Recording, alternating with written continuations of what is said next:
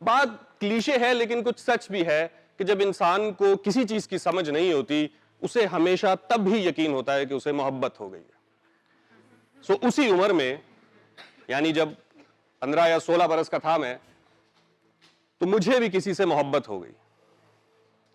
वो मेरी क्लास में पढ़ती थी। 4 महीने का एक सेशन था जो हमने साथ पढ़ा। मैं उसे रोज देखता था, पढ़ती तो वो थी, मैं तो देखने आता था घर से फीस लेके। अपने आप को देख के मुझे यकीन था मुझे नहीं मिलेगी। सो मुझे कोई ख्वाहिश, कोई तमन्ना, कॉन्फिडेंस कुछ भी नहीं था। मुझे बस ये था कि एक बार जाके बताना है कि तुम अच्छी लगती हो, बस। पर 4 महीने इसकी भी हिम्मत ना हुई। फिर सोचा चलो कोई नहीं, अगले सेशन में बता देंगे। अगला सेशन उसने किया ही नहीं। वो एकेडमी छोड़ के चली गई। हम फिर भी जाते रहे कि शायद मिल जाए। उसके बाद नहीं मिली वो।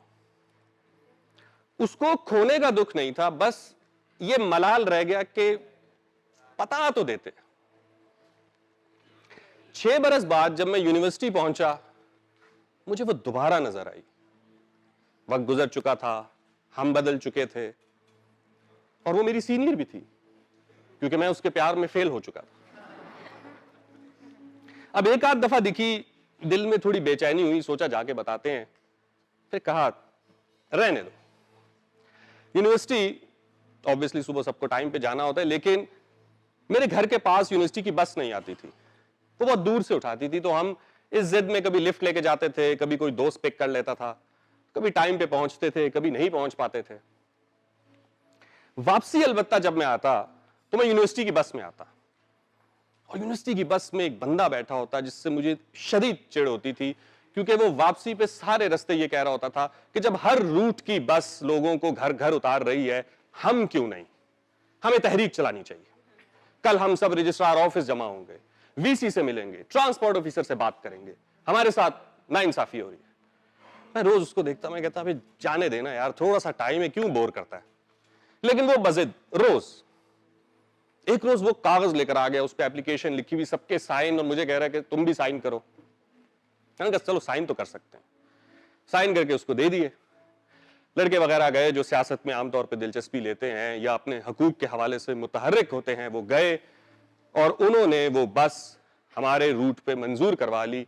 और वापसी जब मैं बस में आ रहा था तो उसने बताया कि कल से सबको घर से बस उठाएगी। मैं खुश हो गया। अब मैं यूनिवर्सिटी की बस पे ही यूनिवर्सिटी आने लगा, पर एक दिक्कत हो गई। और वो दिक्कत ये कि जैसे ही मेरे रूट की बस यूनिवर्सिटी में दाखिल होती, एक और रूट की बस एन उसके सामने आके खड़ी हो जाती। यहां से मैं उतरता, वहां से वो उतरती। अब रोज दिखाई देने लग गई। अब रोज तो दिल बेचैन लेके आप नहीं फिर सकते, अब तो कहना ही पड़ेगा, पर वक्त गुजर चुका है। फिर एक दोस्त ने हिम्मत दिलाई, उसने कहा कौन सी मिल जानी है, बता तो दे। मुझे आज भी याद है, अपने माथे पे हाथ रख रहा, कहते इसको नहीं बताया तूने। सो एक दिन मैं हिम्मत करके चला गया, मैंने उसको बताया, मैंने कहा अगर तुम्हें याद हो, मैं आया करता था, पढ़ता था, तुम मुझे अच्छी लगती हो। कुछ दिन हमारी बात हुई, दोस्ती हुई, पर हम दोनों मुख्तलिफ दुनियाओं के लोग थे। सो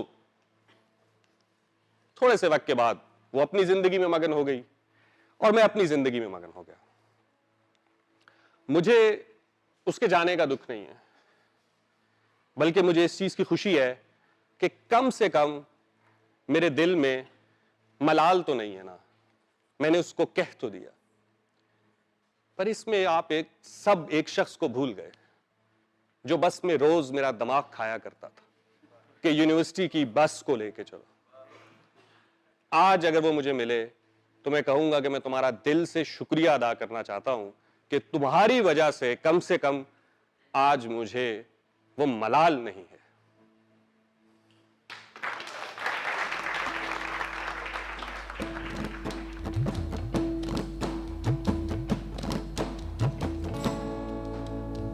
मस्त मस्त